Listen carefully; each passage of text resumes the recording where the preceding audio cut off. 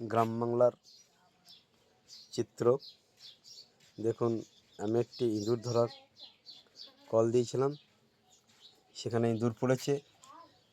ইঁদুরটি সারা রাত এই যন্ত্রটির ভেতরে লাফালাফি করছিল, কিন্তু ওই ইঁদুরটিকে খাওয়ার জন্য দেখুন পুষি বিড়াল কেমন চুপটি করে বসে আছে।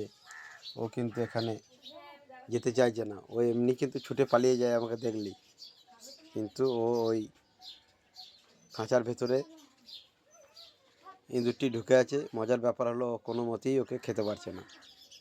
আর দেখুন ও কিন্তু চুপ করে ইঁদুরটির আশায় বসে আছে। তো শিকার এখানে বড়ই বিচিত্র হয়ে পড়েছে, আর শিকারি নিরুপায় হয়ে কি সুন্দর বসে আছে। তো নতুন পালক ফেসবুক পেজ থেকে একটি মজার দৃশ্য। শুভ সকাল, সকলকে শুভ সকাল জানাই।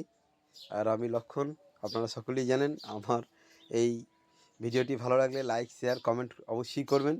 আর পুষিকে দেখুন কীরকম নিরুপায়, ও কিন্তু কোনোভাবেই এই খাঁচার ভিতরে এই বিড়ালটিকে, এই ইঁদুরটিকে মাফ করবেন, ইঁদুরটিকে কোনোভাবেই কিন্তু ধরতে পারবে না।